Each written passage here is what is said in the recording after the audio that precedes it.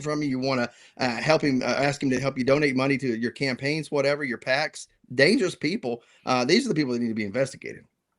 Absolutely. It's crazy. I see that I was able to actually change it. They've updated the site now. So my audience, hopefully they'll join us here. It just went live on my channel. Don't know what happened there. For some reason it got toggled off, but it's on now. I was actually on Twitter though. So surprise, surprise. Wasn't expecting that. All right. Is there a guest standing by there, John? Do we he have is here. Anytime you guys are ready, I can bring him in. Perfect.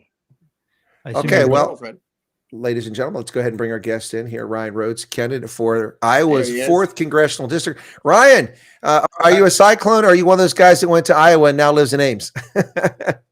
No, I went to Iowa State. That's kind of how Ames became my home because I grew up outside of Iowa City and Cedar Rapids. And when I went to college, my parents up and left to be to my dad's parents before they passed. Okay, so it kind of became my home. Okay, so Ames is your home, and you went to ISU then. Okay, excellent. Yep. I didn't check. When did you graduate from ISU? So 2008 is when I finished up. No, I'm too old. You couldn't have been one of my students. I left there in 1997. For turf grass management for golf courses. Oh, you wouldn't have been one of my students then. No, I left in 1999. I was sent to Iowa or to Italy. Excuse me, another I went to Italy. So Ryan, you've decided to run for the for that 4th congressional seat, which of course includes Story County, right in the middle of the state. It's Western Iowa, but it has a finger that kind of goes over right into the center. And of course, right below you is Polk County. That's Des Moines. And so there are 2 different congressional districts. I see that you're a staunch conservative. We got a lot to talk about in this hour. So I'm going to go ahead and get us started here. I tend to steal all the oxygen as far as asking questions to the guest, but I think that's by design. Todd and John just sort of push it my way all the time. Right. So I'll just go and get us started. So Ryan, I see that you have never held office, but you're not exactly a political neophyte. I noticed that you were the founder of the Tea Party in Iowa, if I'm not mistaken. And also you worked on Ben Carson's presidential campaign, and you also worked for Michelle Bachmann on her campaign. So you have background in politics. You understand it. Yeah. I've been in and around. That's actually how me and Todd met. We did advanced work for the White House under the Trump administration. Right. So lots of trips and a lot of fun there. The Tea Party's kind of where I just couldn't keep myself away from politics. After actually I did run once in the worst possible district, the worst year, 2008, during the Obama wave, in like a plus. I didn't think about it at the time. It was a plus 28 Democrat district, but we put up a heck of a fight, and they had to spend a lot of money they didn't want to spend in a race they shouldn't have had to spend it in. Well, we appreciate that both Todd and I about picking the wrong race. It's both of us have run for a state legislature and it didn't go so well for us. But it's politics is a bizarre game. So anyway, so you're running this time, and I understand it's because in part it looks like the current representative who's been there for a few years is going to run for governor. That's is it free? What's his friend? Randy Feenstra. Yeah. He is officially announced for governor. So that created an open primary in this race.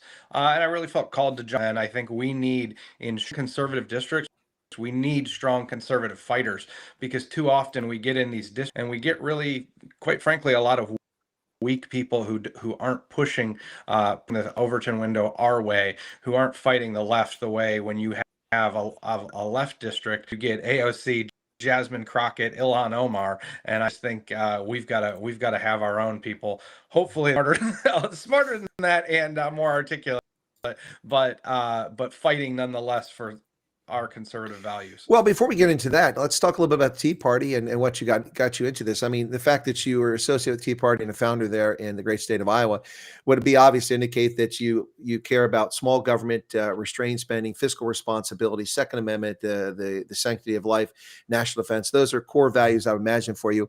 Yeah. So there you go. So what got you into this? I mean, the Tea Party is now, it's been a while ago, about 15, 16 years that this thing kicked off. Maybe 17, the antecedent origins of it. What got you into it? Was there something driving, something that didn't seem right to you that got you involved in the Tea Party movement?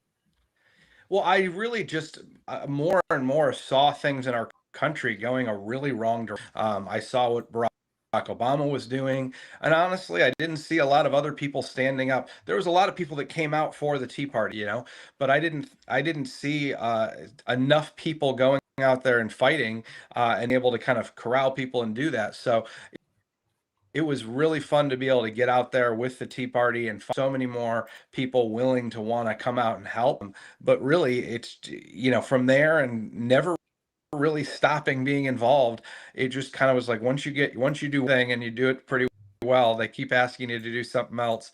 And then, I had a passion to get out to the country. And I think we've got a long way to go, but if we don't fight, then there's nothing left.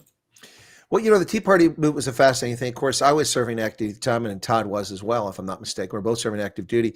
And so our ability to speak politically, especially for me as commissioned officer, was really limited. I really just couldn't step out on a branch there. But I observed it, and of course, tended to vote for the Tea Party candidates that ran in my state, which is in Ohio. But the Tea Party is a group that was targeted by the Obama administration. And we see now how the Biden regime colluded, coerced, and cajoled tech companies to violate the First Amendment, acting as agents of the government to silence our speech. I was a victim of it. It hurt me on social media, and many other people were. But the antecedent roots of what we're seeing there actually came the Obama administration when they targeted the Tea Party groups. In fact, Lois Lerner is infamous now for what I believe were crimes that she committed in denying tax-exempt status to these groups because they opposed Barack Obama. And what was that like? Did you guys face any of that in the Iowa Tea Party? We were on the forefront kind of all of that. And what was interesting is we didn't really have the help there on any of this stuff that people now, it was really, a lot of this stuff was really new. There wasn't the same networks out there. And in a large kinds of things, credit what James O'Keefe is doing, credit what Charlie Kirk is doing, or has done and everything else. You've started getting a momentum built out there on these things where you have some place to go to get help. Back, you were pretty much on an island trying to fight, and a lot of people like, oh, if something happened, if you're being shut down, there was a lot more trust in the government going, oh, it must be somebody must have done something wrong. And I didn't just deal with it there. We dealt with it as well with Parler and what was going on as we tried to bring Parler back online. It got deplatformed, platformed and taken offline as well. So, all across the board, there was really an onslaught by agencies that were they're supposed to be letting people have fair play and protecting the American public, and the going and attacking it. Well, the reason I build that background is so people get a better appreciation of where you're coming from, who you are, and what your values are. I mean, if you're a Tea Party person or supporter, then you're in good company here in this crowd with our audience. Yeah. But it also raised the question about, should you be elected to office? Is this something you'll focus on? Because quite frankly, I want arrest warrants for Biden administration officials, White House officials, National Institutes of Health, the CDC, all these clowns who silenced our speech in violation of the First Amendment. I'm not trying to put you in a corner here, but I mean, if you go to Washington, and if you say you're going to do this, I'm going to keep an eye on you, because I'll come down and say, hey, I want you to push justice. I want these people arrested and charged. Well, there has to be consequences to this kind of thing. You can't essentially use the federal government to try to overthrow or stop a sitting president, another candidate for against your opponent in the way they've done, and they did it with absolute impunity. I had friends, as I know Todd knows them as well. Friends get subpoenaed, and they were scaring. They were violating all the norms. They were not even going direct through lawyers. The amount of due process that they violated, and the fact is they didn't even care about the truth. Over and over and over, they were out there saying, oh, it doesn't matter, just say this. All right. So it didn't matter. They just wanted to go and hang Trump up and get their scalp. And it's really impressive how many people stood and had the president's back to keep this from happening, because they didn't care about the truth. And it's not cheap to go fight these things. This was people hundreds of thousands of dollars. Some people, it cost their house. Some people some people did fold into their their plot, and others, thank goodness, Trump actually was able to pay for their legal fees through campaign and everything. But it was the onslaught onslaught is so far beyond what the public has even seen at this point. No, it absolutely is. And this is the true measure of what needs to be addressed here by Congress. And there's an effort now to kind of push this stuff aside by some members in Congress, particularly rhinos and the Democrats. But this is something that really needs attention. You know, the most fundamental of our rights that are natural human rights were violated by the government, the federal government, and state governments. You know, in Alabama, they had a Christian church service in a drive-in movie theater. The cars were a blank space between them. The windows were rolled up. They were using the speakers. The preacher wasn't even present. He was at a different location broadcasting. It was going on the screen. And the sheriff showed up and threatened arrest for everybody who was attending church. Meanwhile, in New York City, they closed down all Christian churches, all synagogues, but every mosque remained open. There's no 14th Amendment equal protection under the law that took place here. The crimes committed against the American people during COVID and prior to that, ever since Obama, with the exception of the brief period that Trump was in office before, are epic. And quite frankly, this talk about political retribution is not political retribution. These people violated the Constitution, not even laws, but the Constitution, our most basic law. And quite frankly, it's someone needs to speak out on people's behalf, because I'm not seeing it in Congress right now. I don't see any warrants, no grand jury subpoenas for anybody in the Biden regime who violated our First Amendment rights. It's pretty scary. Well, look, consequences for action, for egregious violations and action, is not political retribution. And unfortunately, we do have a lot of people who like to grandstand but not start doing things. What happened during COVID was absolutely insane. It said a lot about our country too, because when you are closing churches and opening bars and strip clubs, you have the wrong priorities, and we need to get back to that moral foundation as a country where our rights come from God, not government, as Schumer wants to say. And that's really why they thought the government had the ability to just rip them out of people.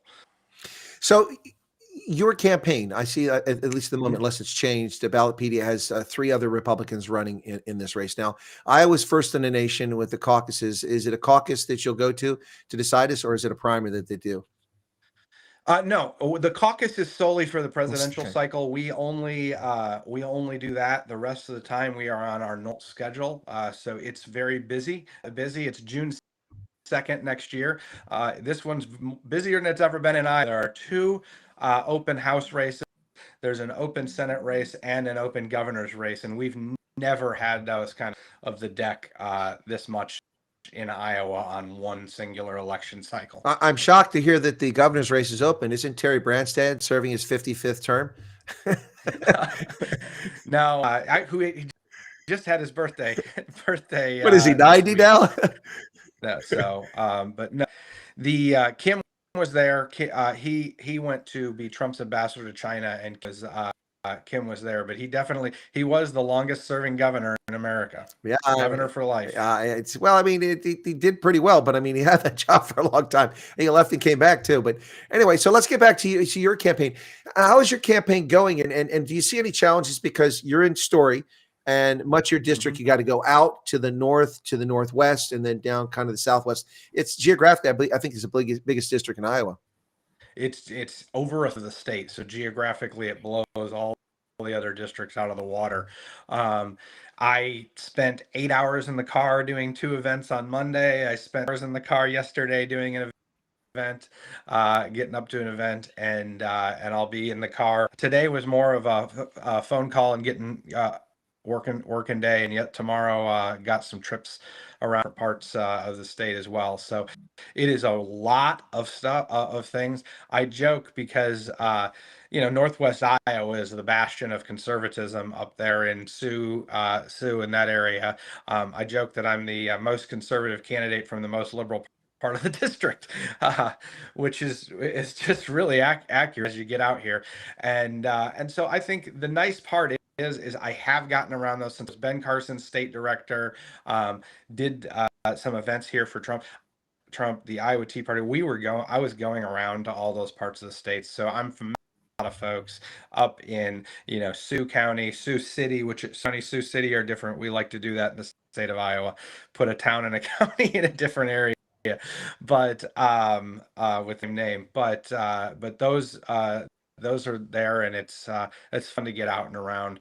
Not quite so fun when it was raining, driving when it's raining, but otherwise it's good, and it's going well. And what are you getting? You getting is your message resonating? I mean, it's conservative area, but are Mhm. you? I mean, what is your challenge over the other your other opponents in the primary? I mean, I imagine they all probably have similar conservative values. If not, they're not going to win.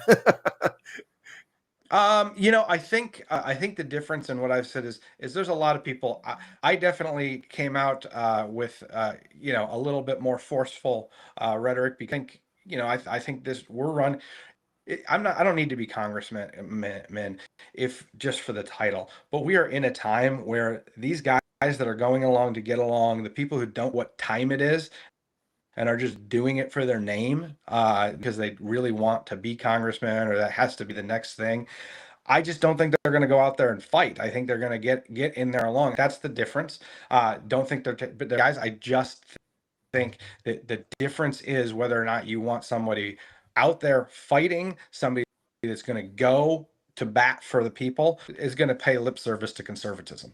Well, I think it's a great point, and I would agree with you. You know, when I ran for the state legislature last year, because there was a vacant seat and people asked me to run for it, I said, you know, the challenge with the state legislature, but also with DC, which is where you're trying to head to, is that many of these people are there for self-aggrandizement, self-enrichment, or craving political power. Mhm. They're not there for the people. They're not for the Constitution. And Todd and I know we spent each and every day of our life in uniform supporting, defending the Constitution. We don't support the Fuhrer. There's no leader oath in this country. We support and defend the Constitution. So I think that your message would resonate with us. But unfortunately, Todd is in Tennessee and John is in Nashua and I'm in New Hampshire and I'm in Pennsylvania. So we can't vote for you.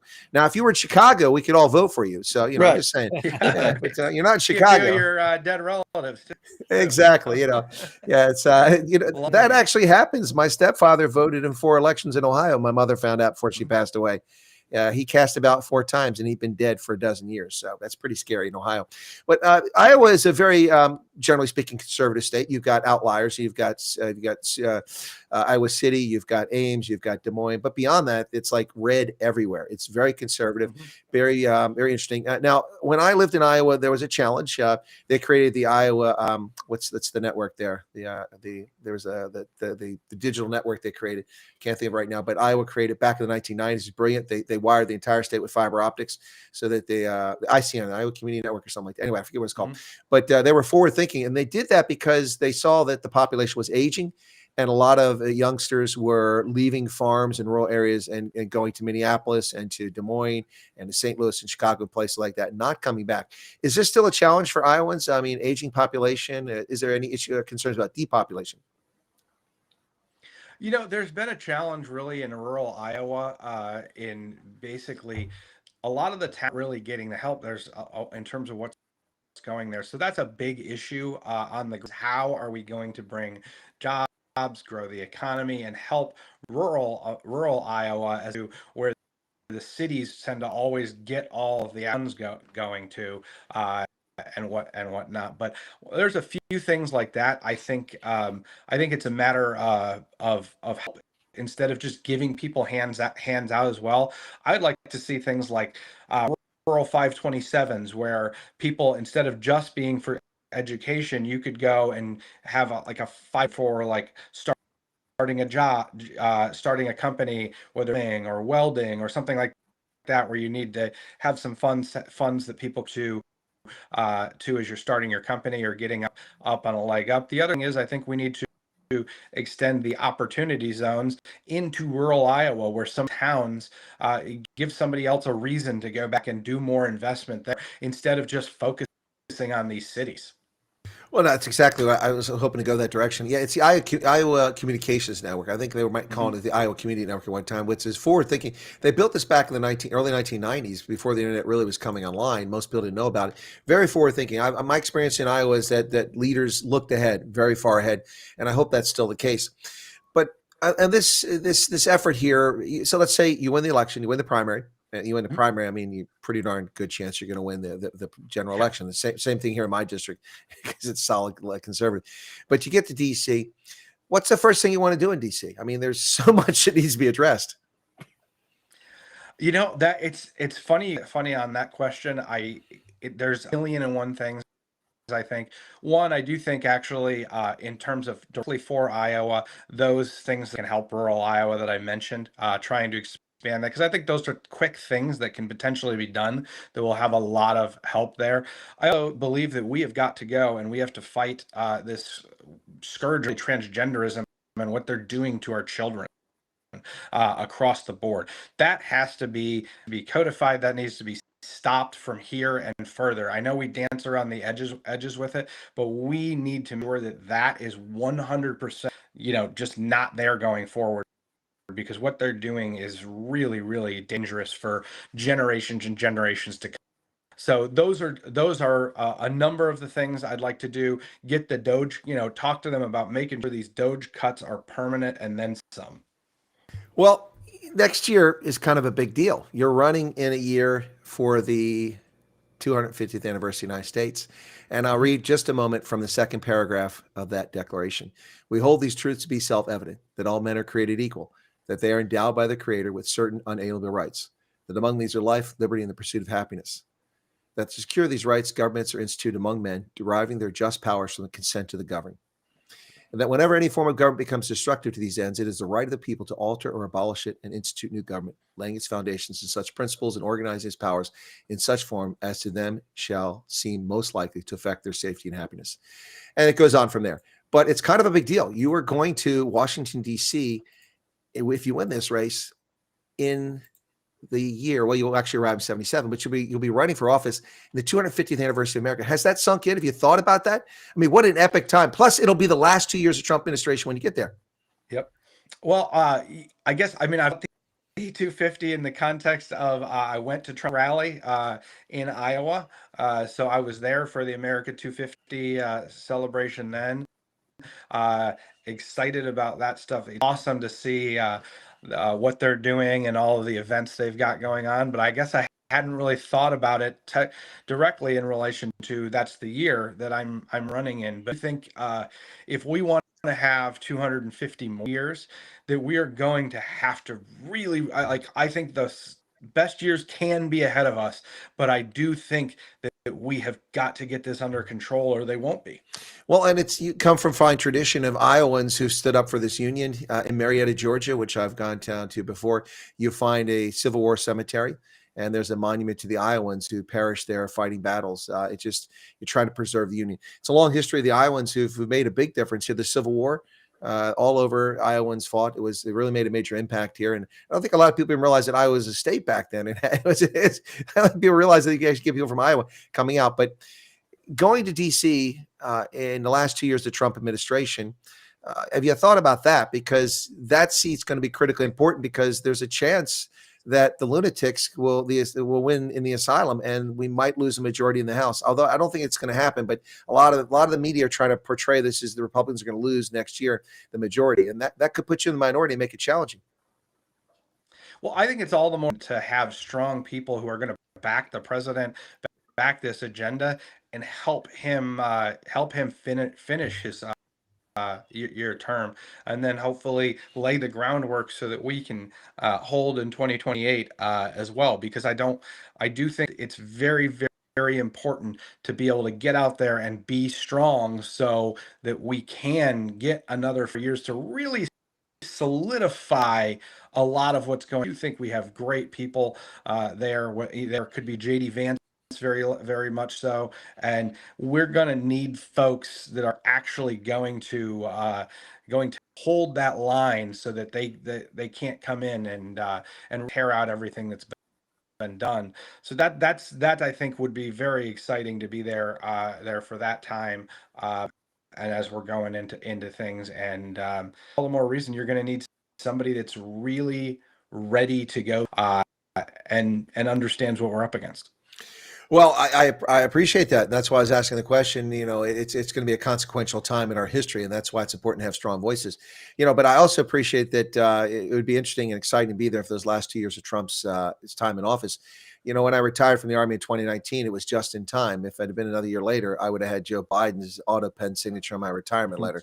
But instead, I have a Trump signature on my retirement letter. So thank goodness for that. So speaking of lighthearted moments, let's change it up a little bit. While you were waiting in the background, were you able to hear our commentary at the start of the show?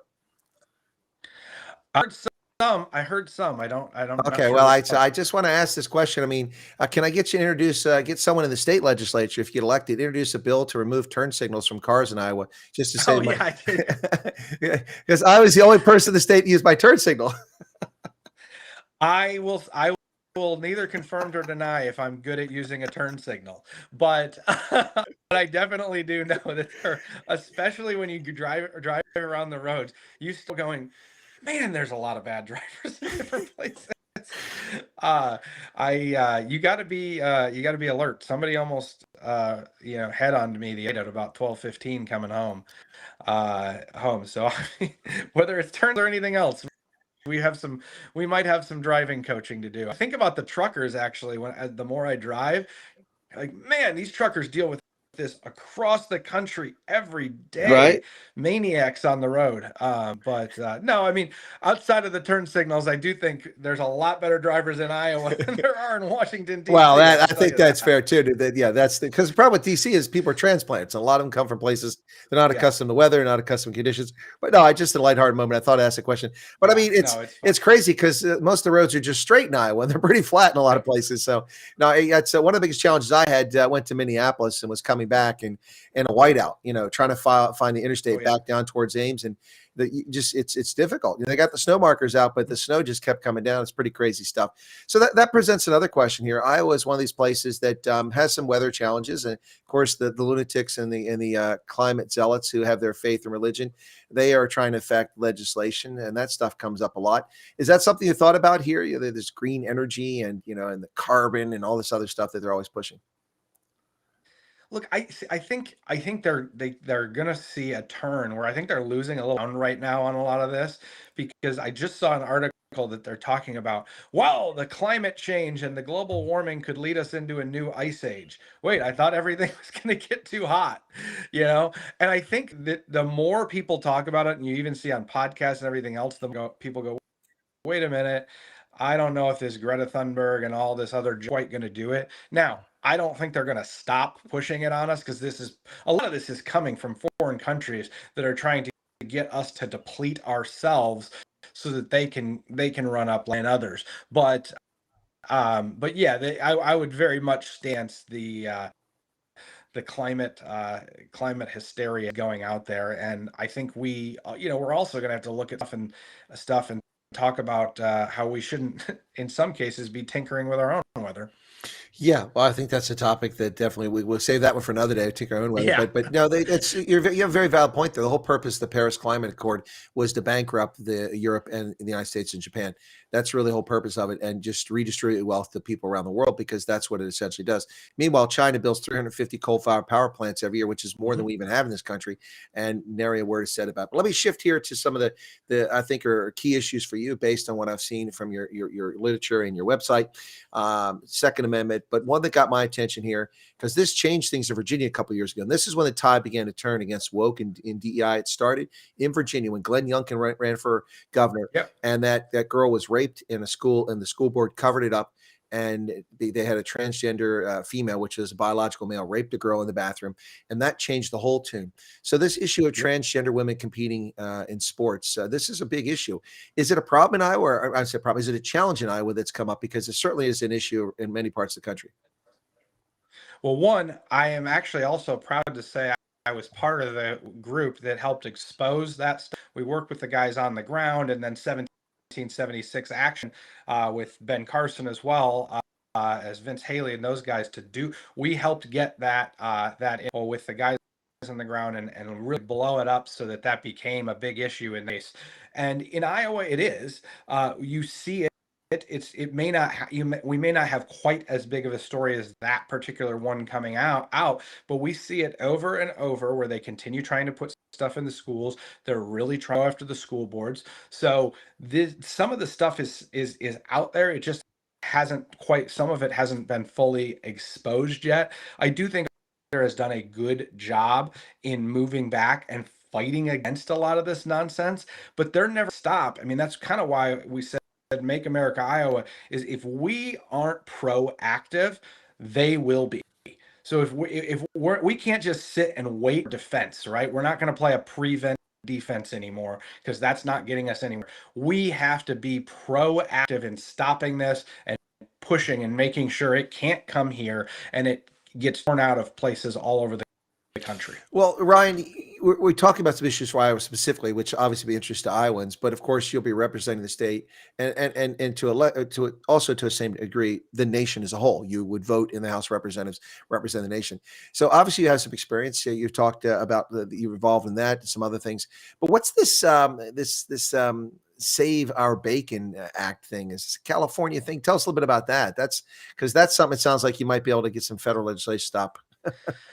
Well, yeah, they've sent that actually was some good legislation that was gone through, that was sponsored by folks in Iowa, that promoted, happened all over, as you see this left and right. So California, so big. This happened with cars as well, that drove the price up, right? California and New York, Emissions. they get so big that they go, we're just going to enact laws on the state level, and everybody else is going to have to go and deal with them. And so California has used that a lot.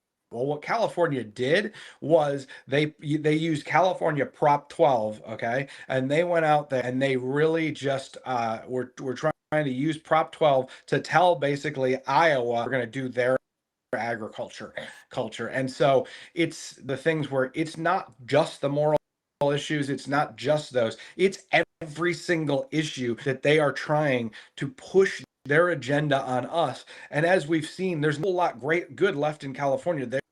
You got Newsom. You can't win at the top of the governor's race, but they want to their liberalism down the throats of every single state in America. And so that's really about getting out there and saying, I don't love to do federal legislation to control a state, but you can't allow them to push that across the country, because they are using their state to force themselves on us. No, it's crazy what happens. And of course, we live in a union of sovereign states, but there's the primacy clause in the Constitution, which says certain things are the primacy of the federal government, immigration being one of them. I want to get that in a second here.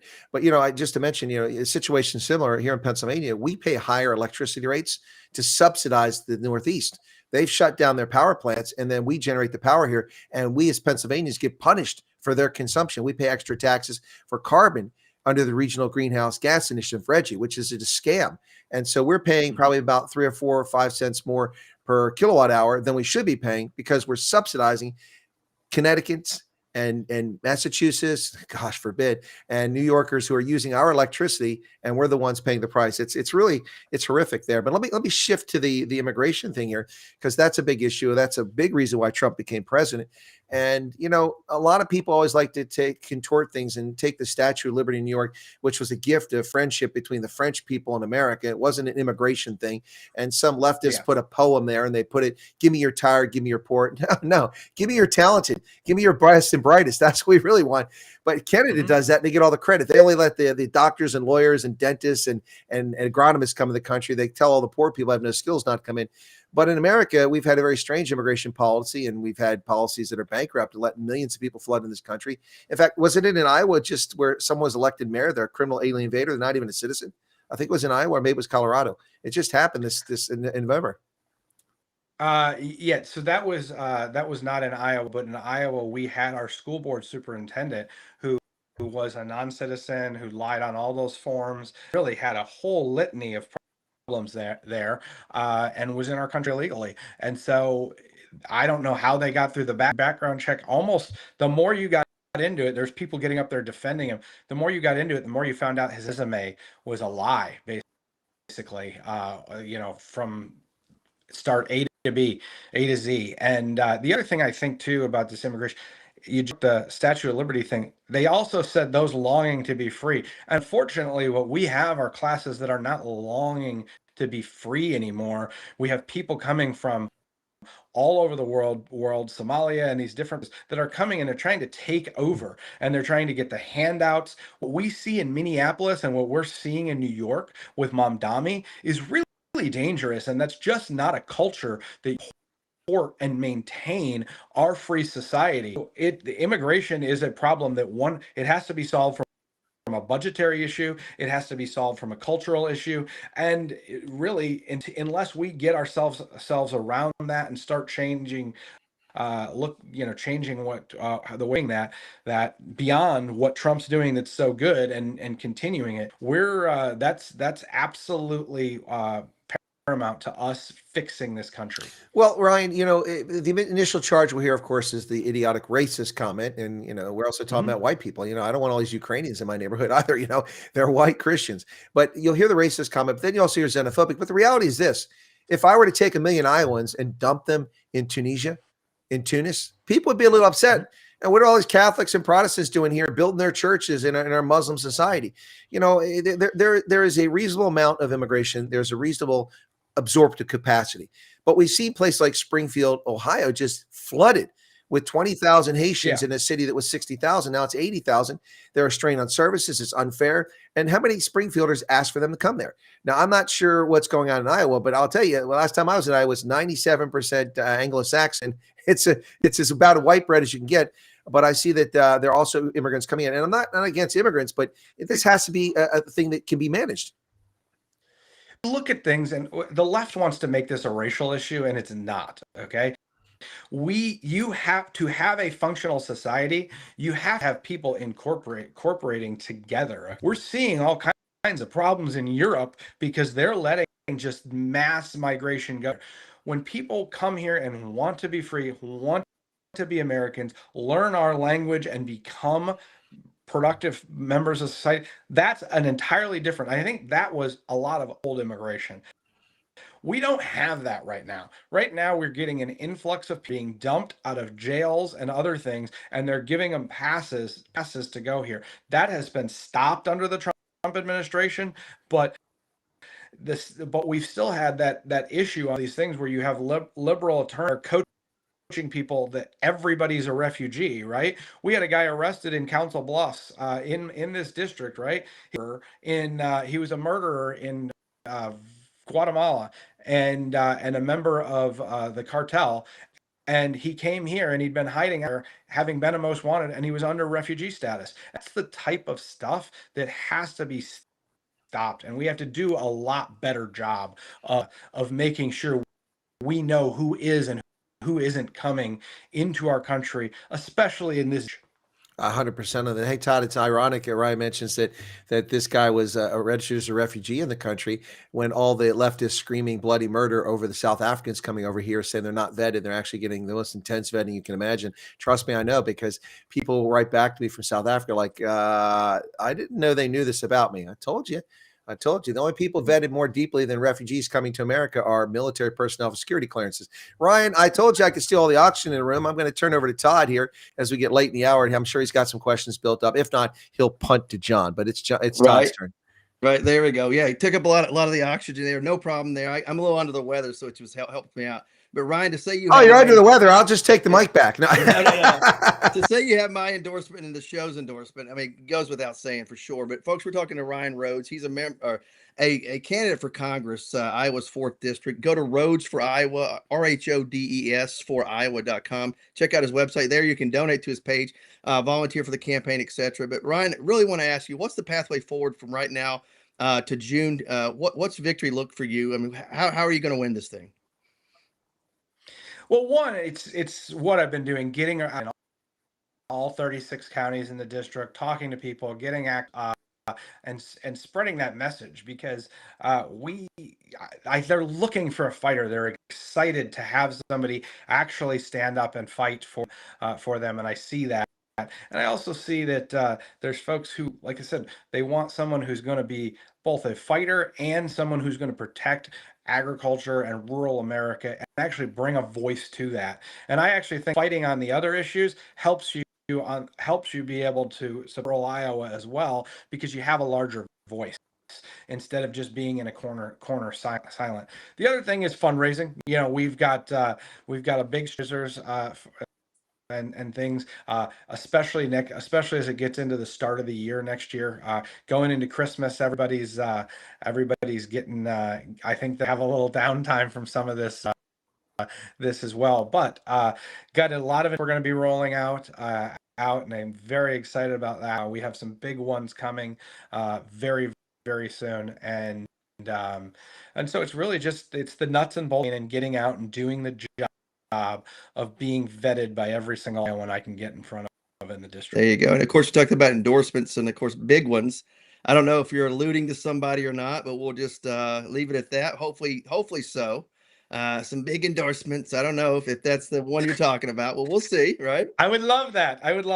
But yeah, some good endorsements. So you're the right candidate for the job for sure. What are some things that you think you're going to face during this campaign? Some adversity from some of the other candidates that are running. What are some issues that they may try to throw at you to have it stick? I think a lot of it is going to be there's different money and money factors and other things. It's I don't know that we're gonna if it gets nasty, I'll deal with that as it comes. I don't know that we're necessarily going to get nasty. Okay. I think there's defining lines on individuals without having to attack immigration. For myself, I think immigration is one of those things that is a dividing line between where we're going to be on some of those issues, or maybe how hard line would it be. I'd be more of a Stephen Miller. So it might be a lot softer, closer to Lindsey Graham. So I think there's those defining lines, but more or less, it's also just really doing the job to get out in front of the voters and talk to them that I am going to be able to carry their voice better to Washington, D.C. Is it politics? Attacks come. I'm sure there'll be something, but right now, we're able to get up there, shake each other's hands, and let people know there's going to be a difference. There you go. Yeah, and obviously you have connections in Washington D.C. Obviously throughout Iowa and the whole country, and of course that's going to help you in a lot of ways. And talking about your opponents, if you will, the connections, they probably don't have the same connections as you. How's that going to play into your hands, and how's that going to benefit the residents and voters of your district? Well, I think it'll benefit the voters a lot, because there's a lot of staff out there a lot of staff that control things that Right. people don't realize, and honestly probably control than they should. Yes. Quite frankly. But I know a lot of those staffers. I know a lot of those types of people that I can work with, because I know which ones are good and which ones are fighting to agenda. You see a lot of that behind the scenes. So I walk in with a lot of that knowledge, I think, where I can go, I know I got bad tensions. I know that person's on my team. And a lot of that, COVID, because you saw who the fighters were out there when you were out time and everything. You saw who the fighters were and who the rollover people were. And that is a defining aspect. Right, absolutely. Well, you mentioned truck driving a minute ago. I'm going to turn it over to John Grosvenor, who's a professional truck driver, by the way. So he may have a couple of truck driving questions for you. Hey, Ryan. No, actually, I was going to ask you about our national deficit. I mean, we're running $38 trillion right now, and that's a path of destruction for any good country, isn't it? Mm-hmm. So if the people of Iowa were good enough to vote you into office, what do you make of that? Do you think it's manageable? Do you think we can actually manage this debt and start to get buy out of it, or what are we going to do about that? I think I see some glimmers of hope. The fact that the Republicans not just give $2 trillion the government was shut down once the government shut down just to shut it down. But the fact that they held the line on nearly $2 trillion of funding that would have taken it from 38 to 40 right there, right? Like overnight. Okay. The fact that they were willing to do that and hold the line, I think shows glimmers of hope. The fact that people need to once again keep telling, getting out there and saying, hey, this Doge stuff, remember this, start cutting, cut. There's a lot of that we can start heading in the right direction. The other thing is we have to start a movement that's not, and start talking about this. It's not even just that the budget over every year. Why don't we freeze the budget? Like if we just froze the budget and let ourselves grow out of it, you would start changing the deficit discussion. The idea that there's automatic raises, that we're automatically owing these extra things, okay, along that thing. I think that's really a problem, because when giving the fat cat, the folks in the government, all of the automatic growth. Okay. But then the people aren't seeing that in their book as well. All they're seeing is the inflation hit them. Then I think that's one way. It was talked a lot before, years ago, like Lean Six Sigma and incorporating that to the government.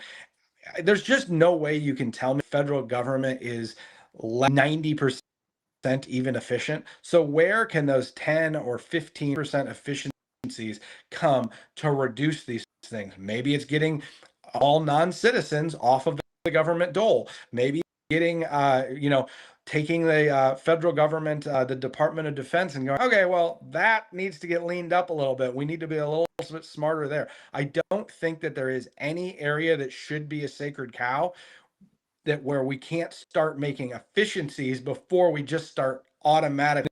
If we just do that, we're going to start in the right direction, and then, hopefully start running heavily in the right direction as we grow the country. Absolutely. So, cutting spending is imperative, definitely, and I think a second stage of that would probably be economic growth.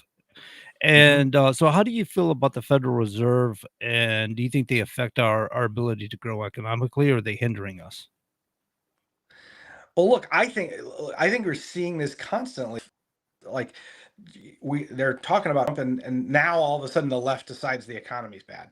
But it's better than the day he took office. Okay, he's working in the right direction on some of these things. But when the Federal Reserve is out, Powell is strangleholding these things. Okay, Trump is trying to put Trump in a box, really, so that he can essentially manipulate what's going on and how things are going in our economy. And I think we have to look at that, and we have to stop this ability for them to have so much control and decide what to manipulate, because they are manipulating elections.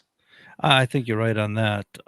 Digital currency. Do you think digital currency is going to be a path out of this? Do you already think it's going to benefit us, or do you think it's just more of a novelty?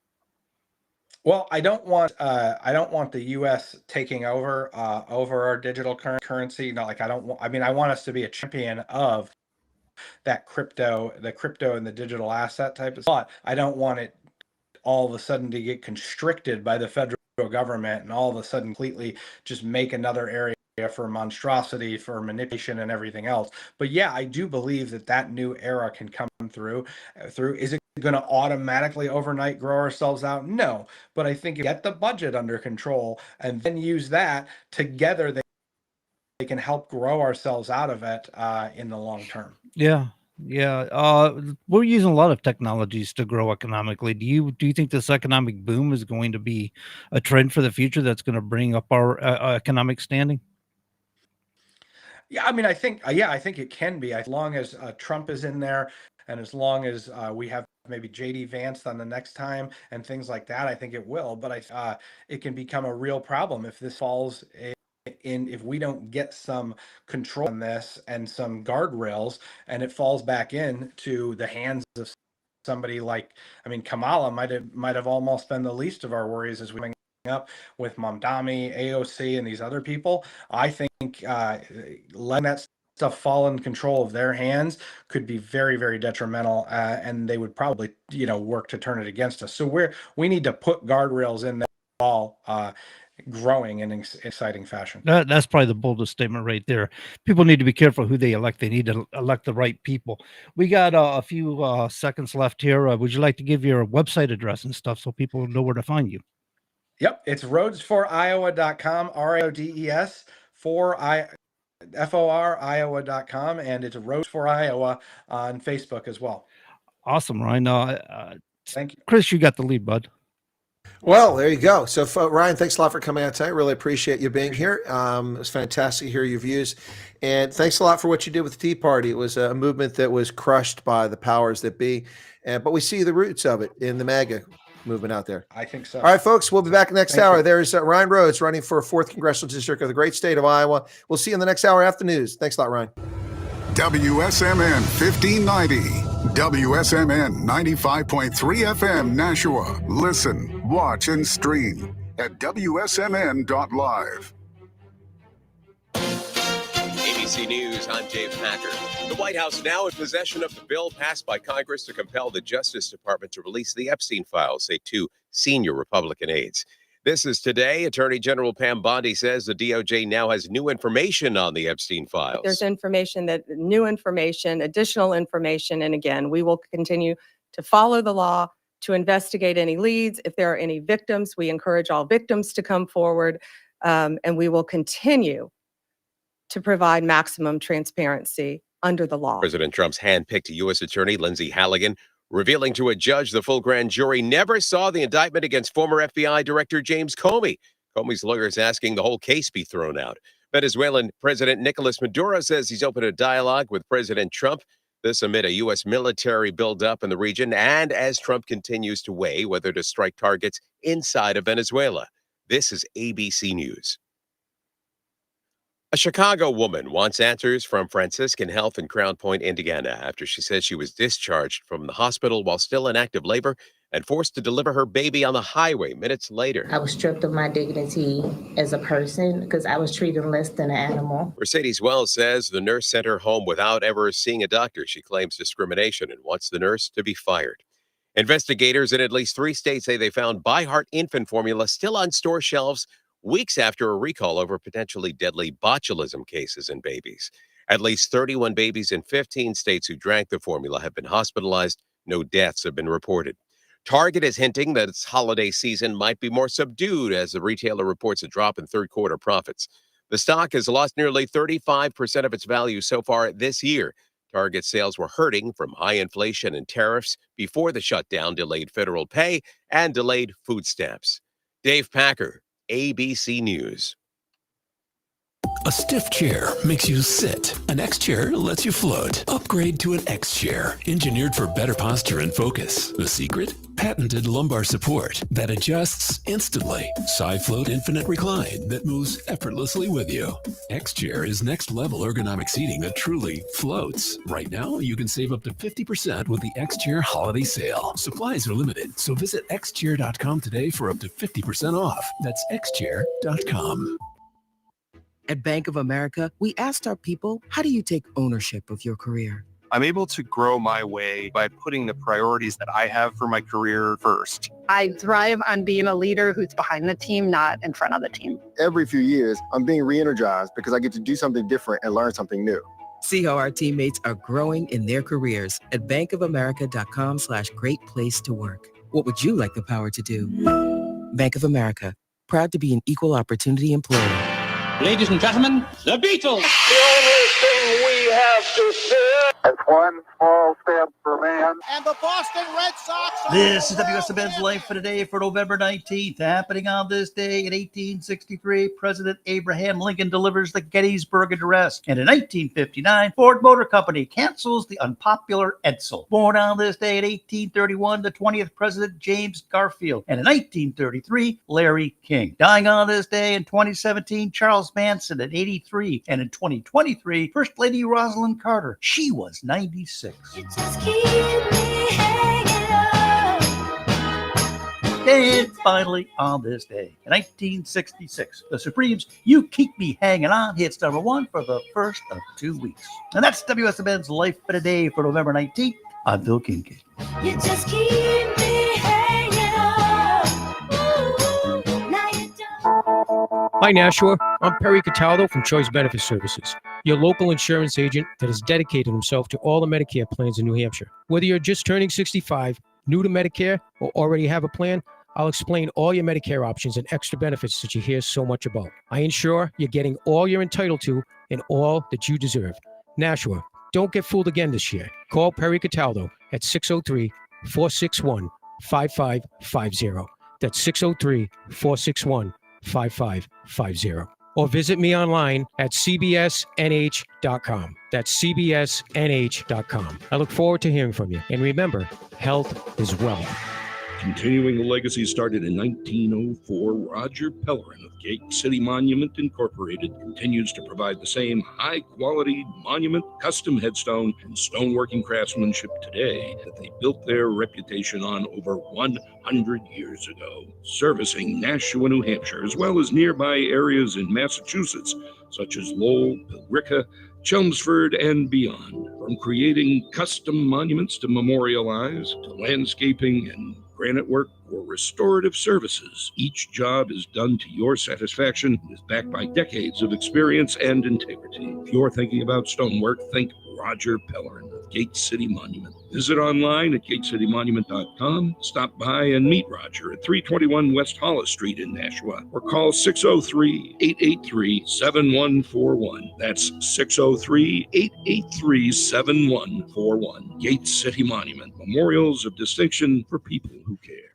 Oh, I got nervous there for a second there, John. I thought we weren't going to get that Gate City Monument ad. I love that one. Oh, you always got to get that one in there.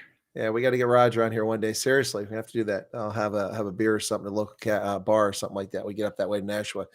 So, guys, Epstein. We're still talking about Epstein. 4 years we didn't talk about Epstein. Nobody wanted to know about Epstein. Democrats didn't want to hear anything. But then when Trump got in office, they want this big distraction, Epstein. So now Trump came out and just kind of shocked them all. Well, hey, vote for it. Release it. 427 people in the House, 1 opposed. And unanimous in the Senate. I can't recall the last time anything was unanimous in the Senate. So what's going on there, John? Which one opposed? There was I know his name. Louisiana. Yeah. The most guilty party, huh? Yeah, I think he opposed on principle. Yeah, there was some reason why I can't remember, but yeah, a principled stand. He had friends been to the island. Yeah, this guy would not have been. He was a former sheriff down there. Yeah, no, it's not a question of him being involved. I mean, first off, how silly would you look if you were involved and you voted against it when 427 people voted for it? So it's got nothing to do with that. No, it's well, it also had this situation where Hakeem Jeffries is in trouble now. 23 Democrats defected. He told them to not vote to censure this representative who just kind of like what happened here in Pennsylvania in my race, where they tried to jerry-rig this situation. But in this case, a representative who's leaving office filed to run again, knowing he wasn't going to run for office as Democrat, waited until his chief of staff went and like literally the last minute filed the paperwork, had it ready, and then as soon as that person was on the ballot for the primary, withdrew from the race so that there's no primary competition. It's just underhand and dirty. It's what both parties do. And so remember, the Democratic, give her credit, Democratic member of the House stood up and said, this is wrong. And maybe she's grandstanding. I don't know. It was an easy victory, but it is wrong, though. I mean, but it is. But who knows? This could be politics. Someone's like, here's a chance for me to shine and get attention. But whatever the case is, the Republicans and 23 Democrats voted to, censure this guy, and he deserved it. But I mean, it's no skin off his nose. He's going to get a big retirement check and free medical care at our expense, and his little slimy chief of staff now will get to run in a competitive district. So hopefully, voters will see this and vote against this clown and vote for the Republican. Right. That's the hope there. And of course, any Republican does it, and it's happened before. I mean, Republicans have done it as well. I mean, district representatives or chiefs of staff run for these seats, and the member waits until like the last minute to announce anything. And of course, by that point, who can pick up a petition to run in time to put together a campaign that's worth anything. Yep. And that's the bottom line with what's going on here. It's just, it's dirty and underhand. It's anti-democratic and it's intentional. They do this because they can get away with it. Well, we got one thing going on here at Epstein, but I think the more interesting conversation now is somebody that's been off the reservation for a while. And finally, people are noticing, including Trump, called her a traitor. Marjorie Taylor Greene, the bomb thrower herself. Now she admits, because the leftist press are fawning all over her. Well, I was wrong at throwing those grenades into enclosed spaces before. Pull the pin, toss a grenade, a political grenade. She is now, I was wrong. We should have civil discourse. Really? After you've been, pulling out a flamethrower for the last several years since you got to Congress. But there's a little dispute in the MAGA crowd, and Trump says she's a traitor. Any thoughts on that one, Todd? Well, it's kind of funny that, she was all MAGA, and then of course Trump was all about her, and until the craziness that is Marjorie Taylor Greene goes against Trump, and it's like, oh, wait a minute, we need her outside the camp. She can't be inside anymore. I'm like, I'm sorry, you open yourself up to this crazy. I mean, you invited her in by endorsing her first to start off with. John, thoughts? Marjorie Taylor Greene was Trump's biggest advocate, biggest Right. supporter, and biggest defender. Even before he run for office again, and even announced, she was out there defending the man. Yeah, I think Trump kind of needs to cool it down a little bit sometimes, keep the stuff behind the closed doors, but that's not Trump's style. We all know it. Right. If you go against Trump, he's going to get you. It was Make you DeSantis pay. during the election, and once you remember, he was the sanctimonious. Little And suddenly when he Marco, dropped Lion out, Ted. yeah, and suddenly when he dropped out of the race, it's like, oh, me and Ron are friends again. It's all cool. So I imagine, things will simmer down here between him and Marjorie Taylor Greene. But sometimes I don't know why he does this. He does it with Rand Paul. Right now he's trying to derail Rand Paul. He's trying to derail Thomas Massey for their up and coming. I don't know about Rand Paul's up and coming, but I know Massey is. So I don't know. He does this stuff, but it's just within his character, I guess. So I warned the politicians South African, and I practically begged them not to be confrontational with Trump. The thing about Trump is that if you insult or come after Trump, it's game over. Yep. I mean, it's game on. He lays it on thick and heavy. I know, but it's game over for you. He's not going to lose. Yeah. So when you come after Trump like this, I mean, look, he's won millions of dollars from CBS. Now he's going to sue BBC for the fraud they committed. The list goes on and on. And if you call Trump names and you go after him on a personal level, he's not going to take it well. And he's got the resources to keep coming after you. So it's just not a winning argument. I don't know what her beef was, but look, I mean, we can all have issues. I have issues with some of the stuff. And President Trump came out and said that we need H-1B visa holders because Americans don't have skills. Excuse me? No, I think the problem is Oracle and Microsoft and all these clowns and Google are laying off American tech workers from six-figure jobs to hire Indians to replace them at $90,000 a year. It's not that we don't have the skills. It's that we're being moved out and we're being colonized by foreign workers because it's convenient for these cheap employers who, by the way, companies like Microsoft, 65% margins. What are they doing? Outsourcing people from India when we have people in America. We have the workers. We have the skills in most of these fields. We don't need all these H-1B. They're supposed to be, here's a good example why you actually need it. We have 3 icebreakers. We just commissioned 2. We only had 1 for decades, and the thing was built 60 years ago. So now we have 3. We're going to build 11 more icebreakers. 7 will be built in America. 4 will be built in Finland. But the Finnish shipyard is going to send their technical workers to America to train the Americans in the specialized skills it takes to build icebreakers because we haven't done it in decades. And so we've lost the skills. Now that's an example. But we don't need coders in California. We have hundreds of thousands of coders in this country are the most talented people on the planet. I mean, we invented the internet. We invented the gaming industry. We invented AI, and we're eating the world's lunch when it comes to AI right now. So Trump saying that really torqued off a lot of conservatives, and a lot of patriots, me being one of them. That's one thing. So that's that. Then we've also got this situation now where he says to Trump that tariffs are necessary. And then suddenly, because the media claim that prices have gone up, he eliminates the tariffs on a host of agricultural products. Well, one of the reasons why we pay so much for beef in this country is because the green lunatics and their climate zealotry have caused us to lose herds of cattle in this country. The number of cattle held in this country is at a historic low in the past century right now because of Bill Gates and Ted Turner and others buying up millions of acres of land, which used to be grazing land out in the middle, in the Midwest and in the mountain states, and no longer the case. And we've shut down the stockyards all over the country. And as a consequence, we're not producing enough beef, among other things. And so we import it. We should be importing beef. We're the world's best agricultural nation. We should be exporting beef. But because of the cow flatulence and the grass consumption, it's just ludicrous. So we don't need that. We don't need those tariffs to take away. I'm not a protectionist, but the tariffs are serving a purpose. And it seems to be a mixed message from the president now. As soon as you get a little bit of pressure, you're going to let it go. Also, a lot of Americans are frustrated, not so much about the Epstein files, but about the fact that there are no indictments against these criminals in the Biden regime who censored us, who shut this country down, who forced us, to do things we weren't allowed to do, was in violation of the Constitution. So a lot of conservatives or in the MAGA movement are upset with President Trump, but we're not throwing our toys out of the pram. We're not throwing our toys out of the crib, just like Marjorie Taylor Greene is doing. If you got a dispute, it's unseemly. Take it behind the scenes. To me, and John, I get your point about she's the biggest supporter, but no, I think that's not true. I think this fake news. I think Todd McKinley is Donald Trump's biggest supporter. I'm just saying. He's the biggest silent supporter. He does. Okay. All right. Yeah. He doesn't pull the pin of grenades and throw it into a room. Marjorie does. But look, This is something she should have done behind closed doors. It makes me beg the question: is she just looking for attention because Well, she's not she's getting running next year, and she may be putting that out there that hey, you know, my constituents want to see the Epstein's files out there. And Trump did do an about face, guys. Come on. Right. He did do He that. did That's do true. that. I don't know if he had okay. an agenda behind it, and this just worked itself out. See, I'm not going to buy the about face. That's what the mainstream media are telling you. Why have you released We the watched files? it happen, Chris. Wasn't listening to Oh, my mainstream goodness. media, brother. I'm telling you. 4 times this year they've released the Epstein documents. How many more tranches? The people didn't get what they wanted, so they're upset. Second time, third time, fourth time, 4 times this year. Why is this so important? And we're going to find out it's not important. It's certainly not for the Trump administration. And I don't really care about this. I mean, 4 times he's released it.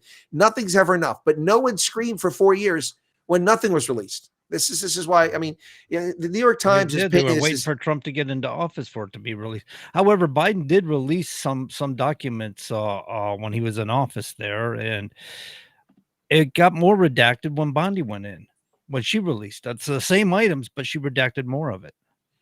Yeah, well, the way that they released it to all those social media influencers, that first wave or whatever, and then they stopped talking about it after that. I think that done them a disservice for sure, because they didn't release anything early after that. People want justice with this, and this is human trafficking and stuff. This isn't something. I want justice for our speech being, removed.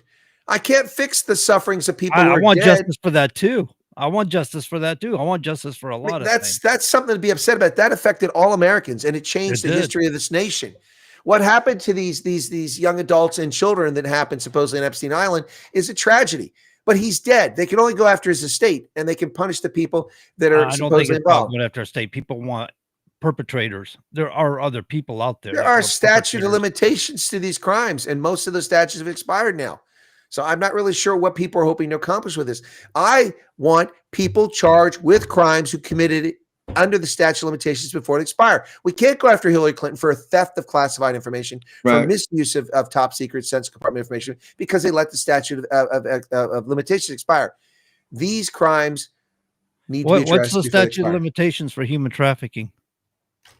Well, you'd have to cite the statute. You'd have to cite the statute. There are multiple different things that come for that. There's users, there's people that use it. There's a crime there, and then there's people who are actually trafficking. That's a crime.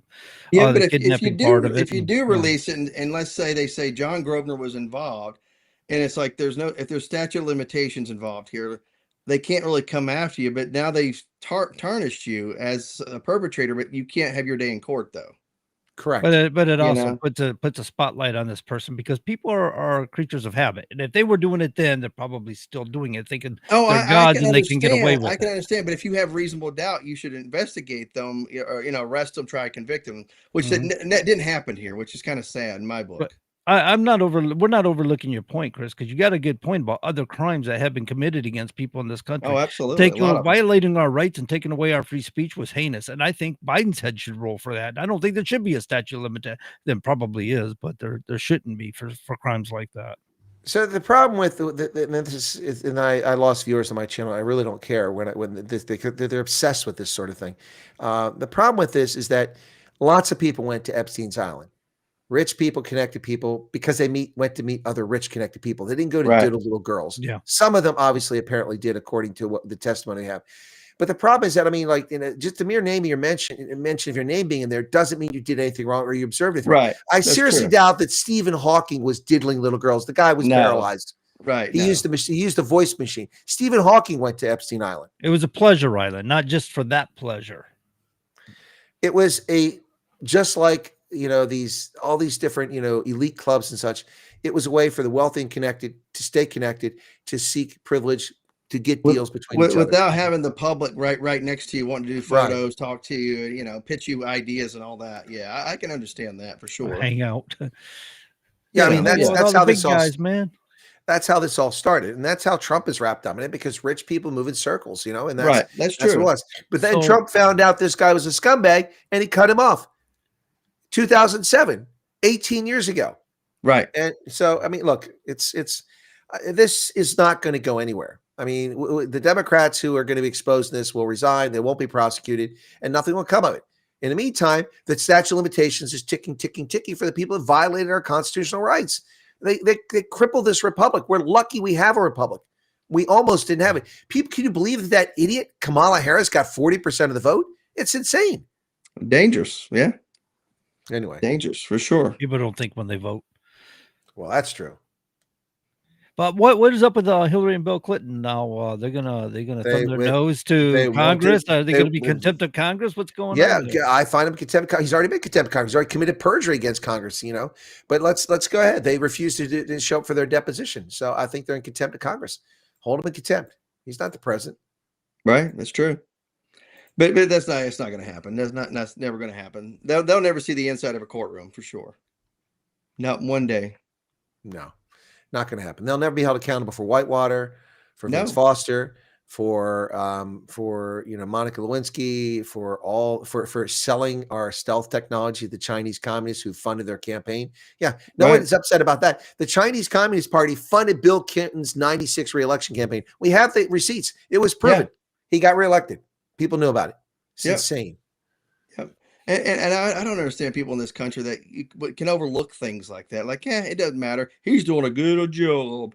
Yeah, just because you got the nice new F-150, you got a little bit of money in your pocket, doesn't mean he's doing a good job. I think he had a benefit of a growing economy, and that he really did made him in a big standing way. president. In a big way. And a lot of people didn't realize it was the politically right that was doing a lot of that. Well, it was It was a combination of things. Basically 12 years of where Reagan, Bush, and a lot of other things that pushed us. Communism fell. We weren't spending all that money on all these different defense projects, so we could shift it in different directions. I think was a part of it. So there's three major events that contributed to the wave that Bill Clinton caught. The first was the Federal Reserve colluded with the Bush administration and then later with the administration to lower interest rates to a very low level to free up capital so people could borrow. The second was that in the late 1980s, early 1990s, many large corporations in America were fat at the executive level. They were accustomed to having lots of salesmen. IBM had like 300,000 salesmen. They all made like six figures back then, and it was a big bill. And Eastman Kodak had tons of people at that level, right. 3M. And what happened is that we had a white-collar recession starting around 1990 when the price of oil spiked from $9 a barrel to $43 overnight with Saddam Hussein's invasion of Kuwait. Now, the price came back down within a few weeks, but the damage was done. The world was teetering on a global recession. That pushed the world in recession. Technically, the United States went in recession in 1990 and 91 for 2 quarters of zero or negative growth. That is the definition of recession. After 2 quarters, we came out of it. We had anemic growth, very slow growth, but we were no longer in a recession technically. And unfortunately, because George Bush didn't run a real campaign and didn't pick James Baker to be his campaign manager until 3 weeks before the election, he was destined to lose that election. Right.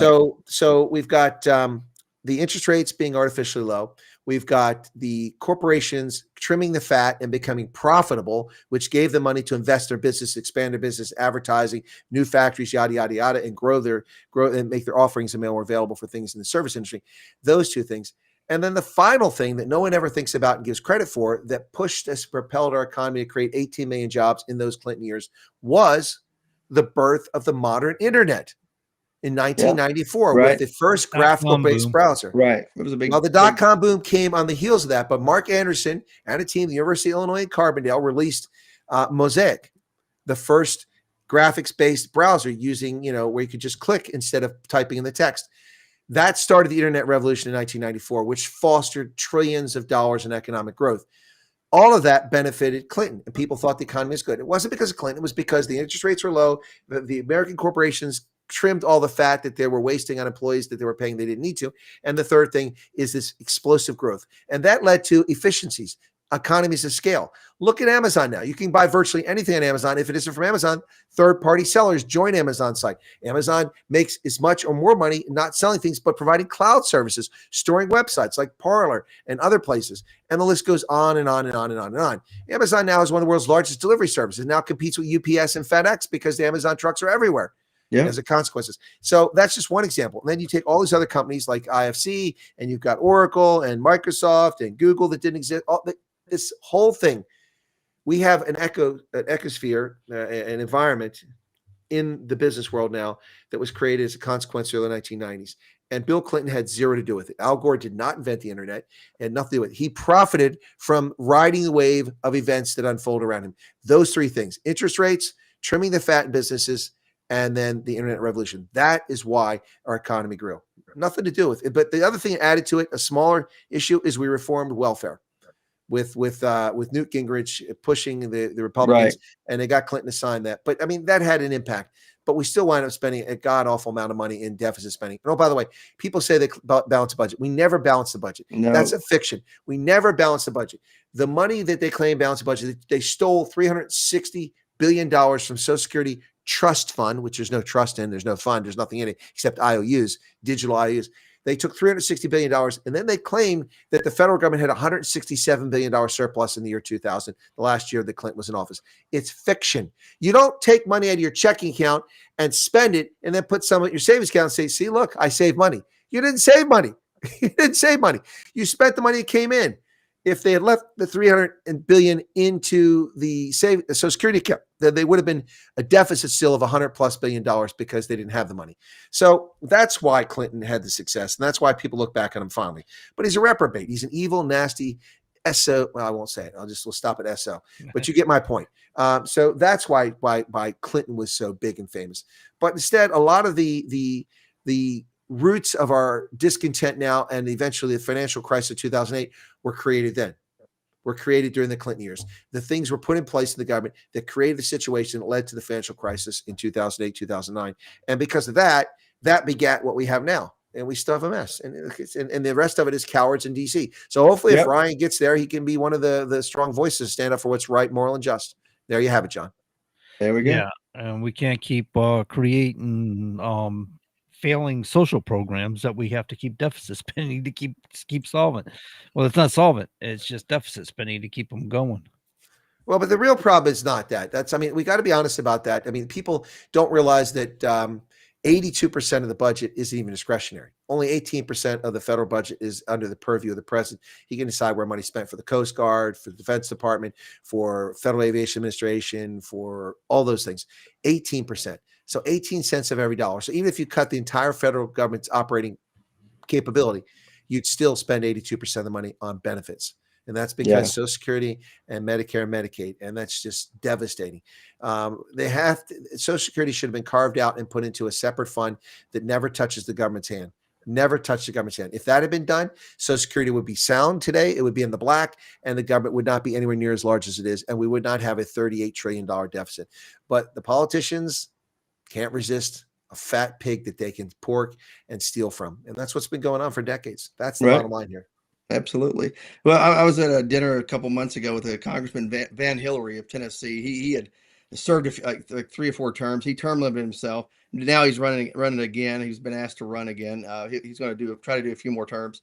But he was talking about most people go there and their long-term goal is to serve 20+ years and move up to in leadership, the chairmanships, all these powerful positions, because it's about the money behind the scenes. It's about all these different things and the incentives.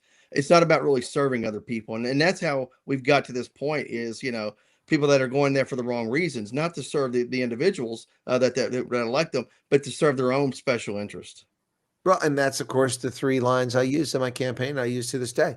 It's about self-aggrandizement, self-enrichment, and craving political power. The self-aggrandizement is, I'm special. Look at me. Fox wants to talk to me. I'll go talk to Fox. I'll go talk to MSNBC and become famous. Everybody knows my name. Alexandria Ocasio-Cortez, Ilhan Omar, Jazzy Crockett, that's the self-aggrandizement. The self-enrichment, of course, is the insider trading that people like Nancy Pelosi engage in and suddenly go from having no money to having $176 million fortune.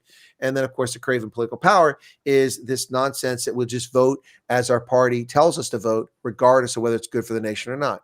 Right. And he told me, like, he said, a lot of those people, he said that you think about how much money they make, they probably couldn't make that, outside of, government or special, like family connections and things like that. No, they would actually have to work for a living. And most of these people can't do that. And that's why they'll sell everything to include their own mother in a lot of cases, for $1 or for whatever. Indeed, folks. But let's remind folks about Gate City Monuments. If you live in the Nashua, New Hampshire area, you should check into Gate City Monuments if you need to honor your family member who's passed on. But aside from Gate City Monuments, it's time to remind folks that you're listening to the Common Sense Conservatives on WSMN out of Nashua, New Hampshire. This is on 95.3 FM and 1590 AM every Wednesday night, 7 to 9 p.m. Heck, if it's Christmas Day, we're here. maybe our loved ones aren't happy, but we're definitely here for even those days. So maybe this year, if it's on Christmas, might not be there. But anyway, folks, you can catch us every Wednesday night right here. And as Todd likes to say, on the interwebs, you can find it on the Facebook and many folks, I think, and also YouTube. A lot of my audience tunes in for this. I think that some of John's audience comes in as well. But you can join us every Wednesday night. We have cogent, lucid, insightful conversations about politics in the United States primary, but we do delve overseas a little bit. I bring in some of my overseas experience. We talk about the trucking industry every now and then because John's got background in that. And Todd, of course, has got firsthand experience working at the White House with some of the most important, or at least most powerful political figures on the planet. So we bring all that together and hopefully bring you something insightful and enjoyable that you can take to get through the week. Because it is, after all, hump day, midweek. In South Africa and Afrikaans, they call it Little Saturday. Little Saturday, okay. Yeah, so Klein Zaterdag, so Little Saturday. But yeah, instead of saying hump, they say Little Saturday. But anyway, so here we are on Little Saturday, Wednesday night. I like that. It's pretty cool. Yeah. And it is pretty cool how they do that. So, John, I don't know if you're keeping track of Rosie O'Donnell. I mean, that's first on my list every day. I check on her status. But, primary A-lister right there. I love her. She's just such an amazing, she's such a brilliant mind. Yeah. Did she move to the land of her people or something? Oh. Well, she moved to Ireland. I don't know if it's her people, but she moved to Ireland. Well, she is Irish, I think, but awful lefty too there. So just more proof that Ireland is collapsing around us. But she's losing her mind over Donald Trump. She has got, look, I heard, I've talked about this before, and I think we've talked about it before, but apparently Trump derangement syndrome is no joke, actually a medical affliction that psychologists are talking about. Trump derangement syndrome. We interviewed a lady, a psychologist. Remember that, Carol? Right. Carol It's been a while back. Yeah. I think I was on the road then. No, you were. No, I think he was on the road. I think Chris was the one doing most of the interviewing with Was her. he? Oh my. Okay. Well, apparently I've got some derangement syndrome because I don't remember that. It's pretty good having her on. Yeah. It's a real affliction. I mean, it's being talked about. I mean, these people are just psychotic, and she's one of them. I mean, what a wackadoodle. Thank goodness she's in Ireland. I mean, she can't do any harm. She's like the queen of Trump derangement syndrome. She was Trump derangement syndrome before he even became for president. I thought Kathy Griffin was the queen of Trump. No. Rosie O'Donnell had the head start on everybody. If you remember, it was before he even was president. She used to fight. Yeah, they've had a feud going back for many years, though. Yeah. Back whenever Trump was just primarily doing entertainment stuff. Yeah. Yep. She hated him then. Yeah. Because he tells a better joke than she does. Oh yeah. And she thinks she's funny. She's not funny at all. She was never funny. She's played a couple of supporting roles that were okay. I'll give her that, but I don't get it how she's failed upwards to be where she's at. I don't understand. The only movie I can even remember her ever being in was some bizarre comedy with sadomasochism. It was ridiculous. A League of Their Own. She played in that. Of course, she was an ensemble. Oh, that's right. Yeah. But there's no crying in baseball. But she was just basically, played a little comedic relief every so often. But she wasn't a main character in that, as far as I remember. You tried to say she's so bad she was basically an extra? No. But I'm saying Gina Davis, and I think there was another actress that was like the main of Tom Hanks. Madonna was in it, wasn't she? I think she was, and of course Madonna wasn't even. She played a bit part or role or whatever, but it was more of an ensemble cast with a couple people that were like the leads. Tom Hanks, I think, was the coach or something like that. He was the coach. Yeah. Jimmy Doyle, I think it was his name, right? Yeah, I didn't. I've never watched the movie, but I mean, there's no crying in baseball. I love that. It's one of the greatest lines ever. You can't handle the truth from Colonel Jessup. That's classic. Yeah. And then, of course, the best one ever. Seeing how this is a 44 Magnum, the most powerful handgun in the world. One shot can blow your head clean off. Well, do you feel? And I can't. I plumb forgot how many rounds I fired. You got to ask yourself too. I feel lucky. Lucky. Do you punk? Yeah, I love it. I almost put that on last night just so I can watch that scene. I don't like the rest of the movie because the villain is a weirdo and it's kind of weird. Oh yeah, but I love that opening sequence when he's in the cafe. And I think he did fire 5, and it was on an actual live round, and then he uncocked it, and then whenever he cocked it back and pulled, it would have been on an empty chamber or a clean chamber. Yeah, but that was those are great lines in movies, man. Yeah, that one's just awesome. I'll never forget that. And then Yeah. anyway, so yeah, now we get back to the social content of the program, talking about movies in Hollywood. But No, but I oh got my I goodness. got to go back to that real quick. That was whenever you had like the big actor, you didn't have to be a huge rock type character, bodybuilder, Conan or something. It could be somebody that just looks like Clint Eastwood, tall and just had the jawline, I mean, had the presence. That was your leading man. That was your tough guy. You go back and watch 1960s Batman series. You go, oh wow, we Yeah, looked up right? to this. What No, was but that? like, the 80s became like the archetypal was the steroid muscle bound guy, Stallone, right. Schwarzenegger. Yeah. But it's so funny. It's like you go to any, like say, SEAL Team 6, Delta Force or whatever. Those are the best of the best operators, SAS. They're not like these muscle bound huge guys because you can't really do much with muscles like that. I'm sorry. You did have Bruce Lee and Chuck Norris back in the 70s. Right. They You're were gonna get muscle winded bound. They very were like The quick. Rock, but they were fit. But he was talking about Oh, the yeah. 80s, and as we kind of moved that way in the 80s, and then it just continued Yeah. on. I mean, Yeah, look but like at real- Reacher. The Reacher looks like a tree trunk. Right. But real special operators are very, very lean. They got muscle, but they're very lean. They can run for days and then they can beat the hell out of you all night. You know what I'm saying? But they don't have Yeah. to be this huge opposing figure. Yeah, they got It's core strength. I mean, that energy, you're going to deplete your energy pretty quick being that big. You look at Tom Cruise played Reacher in the movies, and it was the right. I mean, he's a slight guy. I mean, that's believable, and I enjoy the first season of Reacher, the series it's on. And the guy's like a tree trunk. There's not much you can do with that. You can't even move your arms because your biceps, and your pecs are here, and you can't swing. But it's just that's not the real world. That's not how people are. That's the world of it's a WWF. That's what that is. Right. Yeah. I mean, I've had to run with some big guys in the Army, and it's like they get winded pretty quick, and you're like, dude, we still got miles to go here. Yeah, he's walking.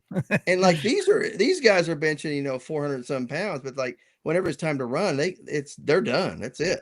I saw one guy on social media. He was a big bodybuilder, but he was flexible and he could jump and do the kicks and stuff, martial arts, but he didn't do it with any kind of speed. It's like you said, it slows you down. He was good, absolutely. But no speed involved at all. Yep. No, it's anyway, we get away from the Hollywood stuff for a minute, even though that's sorry. Yeah. No. I just because I mean I run the risk of spending the next 20 minutes talking about that, so we get away from that because it's easy. It's kind of fun to do that. We're not an entertainment program, although we do some entertainment here. But Hollywood's it's kind of interesting. It isn't interesting anymore. It's kind I do have to bring up one quote from the movies. Okay, go ahead. Diplomatic immunity. I have the voice for it right now. Sorry, I have the voice for it. Yeah, that was great. That was fantastic. Yeah.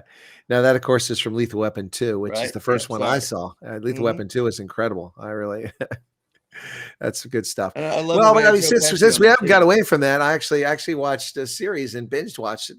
That's really creepy, but not bad. 17 Academy Award nominations. But what does that mean? People give out Nobel Peace Prizes to terrorists. So what's an Academy Award?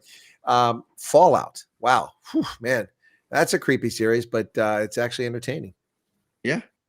Very entertaining. They got another season coming out. We've got renewed, right? It did. Did you watch it? I mean, it's crazy. I've seen bits and pieces. I haven't sat and just watched it, but I have seen some bits and pieces. I've seen some reviews, so it does pique my interest for sure.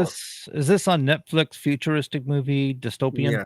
I think I've seen the first season. You're right. It was really I love the nuke strike over LA. That's kind of cool. Have you seen that? I must have slept because I woke up. It was up. I was watching Playdate on Netflix and drifted off. That's what the guy plays Reacher, along with Kevin James. Oh, I'm binge watching the Netflix Diplomat at the moment. I'm like, this is so stupid, but it's so entertaining though. It's so entertaining. Well, what's that one with what's her name? Veep. I couldn't bring myself to watch that. Oh, so that was so funny because it's like they're not trying to make Democrats or Republicans look bad or whatever. Everybody looks bad in that. I love it. Yeah, it's funny.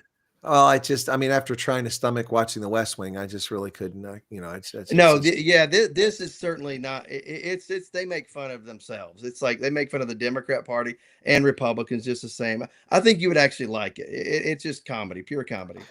Well, I liked her as Elaine on Seinfeld. Especially her dance moves. The little kicks. Yeah. Gosh. Oh. You want me to get it started? I'll get it started. Yeah. No. Elaine. Oh my goodness, that show about nothing was so funny. It's Oh, still relevant absolutely. today. You still laugh at the stuff today. I like It is. I had to pee. I have a condition, uromyositis. My brother, he has it. He's running around right now, probably peeing everywhere. Yeah. Oh my goodness. Yeah. Where's your pin? Why aren't you wearing the pin? Who will not wear the ribbon? I the love it. ribbon, the ribbon, the ribbon. The Yeah, the AIDS ribbon. ribbon. Yeah. Where's I your don't know AIDS how. ribbon? I don't know Yeah. how you guys can talk about Seinfeld and not talk about the soup And Nazis. those are the guys that Of stole course. the armoire in like in that Yeah. other episode. Yeah. Yeah, the two gay guys. Where's your ribbon? Why is he's not wearing the ribbon? Then they beat him up. Typical leftist. Yeah, Right. we're all we're friendly, cuddly. We love everybody. It's a big tent. He's not wearing the ribbon. Let's beat the crap out of him. It's like, oh, hey, I'm Kramer. I'm a multimillionaire. I came and donated $1 million. Sorry, I'm not wearing the ribbon. Then they beat the hell out of you. Yeah, exactly. You know? Thanks Yeah. for the $1 million, though, Kramer. But you didn't wear the ribbon, so you're not as virtuous. You got to signal the virtuosity, right? Well, because it's all about show for Democrats. Sure, yeah. It's not about the substance. reality. Yeah. Not about substance, just about show. Yeah. So yeah, you're right, John. We can't have to mention the soup Nazi, lobster bisque. No soup for you. The Democrats were the soup Nazis. No food stamps for you. 43-day shutdown. No food stamps for you. Oh, snap. Please, sir, more soup, sir. No soup for you. Move along. Anyway, all right. We did promise to get away from that, so let's get back to politics. All right. So I think people need to be cognizant of this now as we head into Thanksgiving. Aviation is back. Flight cancellations are over just in time for the holiday. But beyond that, folks, don't get too excited because January 30th is when this resolution runs out. And if we don't have another continuing resolution or a budget, which seems unlikely by January 30th, we're going to go through the shutdown thing all over again. It's going to come, Todd, January 30th. On 31st, we're going to be in trouble. Yep, absolutely. And of course, you got the holidays. And of course, is Congress going to be working on this over Christmas and all that? Probably not. So they need to tie it up before they gavel out of session coming into the new year or the holidays. I think so. John, what do you think? Do you think they'll be able to reach something because they're going to be gone all of December, so they got January. Yeah, we go through that one time during the Clinton administration. It was Christmas season, and they had a shutdown because it was the holidays. And I don't know, guys. I think it's so much nonsense from Congress. They're required to have a budget every year by April 15th. Ironically, the same date you're required to file. But they're supposed to have a budget in place. It should be a balanced budget, but Congress drops the ball. I mean, this is what we're electing these days is people that you can't do their jobs, but fault you if you're not following their laws. You know what I mean? They don't follow their own. It's a law. That's a law they passed and put on themselves many years ago that they have to have a budget by April 15th. And they're not doing it. They're doing these continuing resolutions time and time again. And it's always pushing up to the 11th hour on them. And they're holding the American people a hostage. And I think we need to start thinking about this next year because next year is an election year. And if this is how they're going to do it, maybe we need to start putting some fresh blood in there. 100%. Well, we always talk about fresh blood, but the power of incumbency is difficult to overcome. It is, but at some point in time, man, people need to start thinking about making a point of issue. Set the example at some point in time. Make it part of the campaign next year. People out there listening right now, you need to get out there and start knocking at their doors and make them talk about this next year. When you go to those little town hall meetings or when they're having their little discussions, you need to bring it up to them. How about this balanced budget? At some point in time, you're going to do your job or are you just going to play games? Because we, the people, deserve better. Yeah. And if somebody's looking to be reelected, look who's running against them. Maybe that person who's not in power, doesn't have the power of the incumbency, is probably maybe a better candidate. Yeah, give them a shot. Listen to what they have to say. Talk to them. Ask them some questions, and maybe find a better candidate. I think part of our problem as a society is we elect people and we put them into DC and we just throw them to the wolves. And what I mean by that is we allow them to be subject to their party. We allow them to be subject to big money donors and lobbyists. We don't stay on their heels. We don't stay with them. We don't, of course not. In DC. We just elect them, then throw them there and expect them to give us their best. And so we're not doing our due diligence. We're not meeting them at them town halls. We're not putting them on the spot in the public eye while the cameras are rolling. And that's what we need to start doing. Yeah, no, 100%. I won't disagree with that. Do you guys see that Texas, a federal judge has overruled Texas bill that made the the 10 Commandments, part of what goes in school. They've said it's unconstitutional because it violates the Establishment Clause of the U.S. Constitution. I don't know if you guys saw that, but that's out there right now. Federal Judge Orlando Garcia ruled that Texas's Senate Bill 10 is in violation of the Establishment Clause of the Constitution, which prevents the United States government from establishing or expressing favoritism towards a single religion.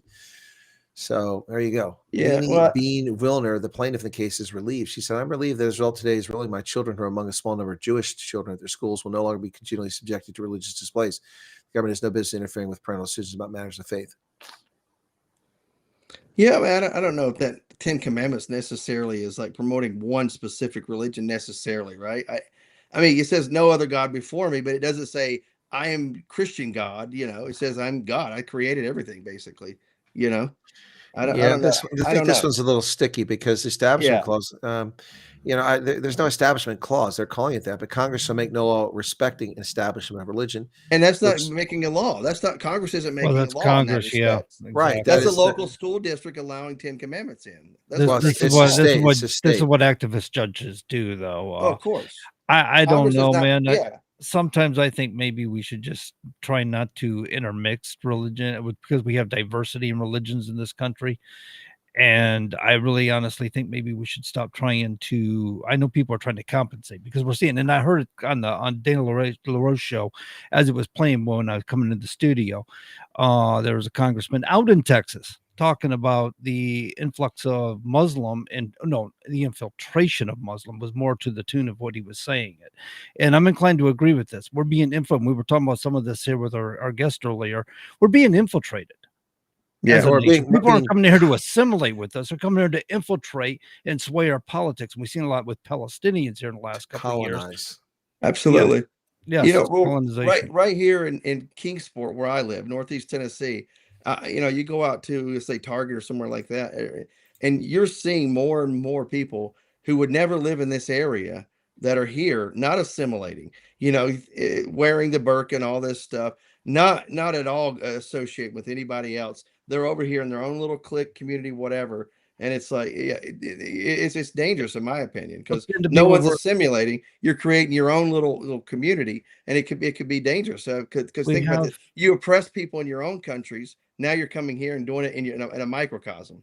There's evidence. There's people pointing fingers saying that there are actually communities of people practicing Sharia law in the United States. Sure, you can't have Sharia law when you have a republic. Well, that's what's happening in the United Kingdom. There are no-go zones in East London where the police don't even go, and the people implement Sharia law on non-Muslims. It's insane. I mean, this isn't people coming to our countries to make it better. These are people coming here to force us to adopt to their caliphate. That's what they want. That's what they want. And look, it's not all Muslims. Certainly not the case, but it's enough people here, and people get whipped up in a fervor. I mean, Dearborn, Michigan is no longer a majority, traditional American place. So I don't know if you guys saw this, but I know that CNN flew me down to Alabama back in July to interview me as part of a documentary in advance of the G20 summit in South Africa. Well, I think I might have mentioned here, but I definitely mentioned to my audience that I expected I would not make it into the documentary. I would be on the cutting room floor, because when the journalist, who's an Irishman, Donnie O'Sullivan, asked me questions, he ignored what I had to say and kept trying to pin me down on saying something bad about Trump. And like, where does Trump get the authority? I said, well, the Immigration and Nationality Act of 1980. Yeah, but these people aren't refugees. Oh, but they are. They fit the definition, a genuine fear of persecution based on race, religion, culture, or being part of a specific political or social group. And then he didn't like that. And he said, yeah, but it's why does Trump let farmers and white Afrikaners come over? I said, well, nobody batted an eye when 300,000 white Ukrainians came over here. So what's the problem with a few thousand white South Africans coming here? What's the distinction? Yeah, but apartheid. Well, these people aren't part of apartheid. Apartheid for most of them was before they were even born. But and so I just wouldn't bite. I wouldn't, he kept coming with the stuff. And he's like, yeah. And I said, look, I mean, he's like, but only white people are coming here. I said, no, they're not. And so what if it was only white people? What's the problem? That's a drop in the bucket. We let 100,000 people come to this country, people come from all over the world every year. And then what they did is they took this documentary, I saw it, and he tried to turn it to the white replacement theory. And he went to some, whites only community in Arkansas. It has nothing to do with South Africa. And it's just a hate Trump thing. It's just, it's insane what these people do. And, before the thing was aired, And I found out because I contacted the producer and said, "Hey, any update? Is it going to air?" He said, "Yeah, it'll be airing this coming weekend." He said, "Unfortunately, Donnie didn't include you in the documentary, cut you out." And I wrote back and I said, "Well, I'll be honest with you. I didn't expect him to put me there because he wanted me to say something, and I simply told the truth, which doesn't fit the narrative." He goes, "Yeah, it's unfortunate." I said, "Not at all. I'm happy not to be associated with because this is not going to go over very well." Right. Right. But people are like, "Why did you do it? You know what CNN is." I said, "Well, let me explain things to you. Right. Free flight to Alabama, Sure. free lodging. All I paid for was my rental car. I got to interview South African refugees on the ground in the States, people whom I've helped to explain the situation, and they got over here. So I got some broadcast material out of it. I got a free trip down there. I also took care of some VFW business while I was down there. Oh, there you go. And Cool. I had not been to Birmingham, Alabama since I was a toddler. So, it was, on CNN's dime. And also, here's the most important piece. I know the truth about the documentary. CNN told me they wanted me to be interviewed because they're doing a documentary about the state of South Africa, about its economy, about politics, what's going on over there. Also, they wanted to touch on refugees, but that's what it was about. The title is Misinformation, White Genocide. Right. That's the title. God, And so in this, they interviewed. So I know how they lied to get people into the documentary. Oh, sure. Absolutely. And I also know, and so this is the sour grapes. I got a free trip. Hey, thank you. I even thank CNN in my analysis, but I also call them out. But in this, the foreign minister, Ronald Lamola, at a time when South Africa needs to be working with the U.S. to get rid of the 30% tariffs, sits there and Donnie O'Sullivan asked him if he believes that Donald Trump is a white supremacist. And he said, "Yeah, I believe he's a white supremacist," essentially. That did not go over well. So now Trump, when he's asked a question a couple of days later, yesterday in the White House, when the crown prince for Saudi Arabia is there, and someone asked him a question about Saudi, he said, "I'm not going to South Africa. I'm not going to support a country whose policies are about exterminating people." Whoa, exterminating. Oh my goodness. Now the South African government is orking. Well, honestly, Chris, telling the truth, Billy brought on somebody from South Africa who just came over as a refugee, somebody you met in Idaho.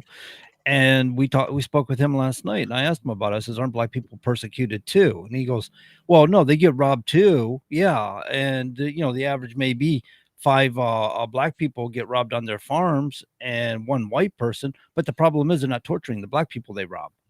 Well, they're not only not torturing, they're not murdering them, they're not gang raping them, they're not torching their houses, they just rob them. Now, torturing men, all that stuff, yeah.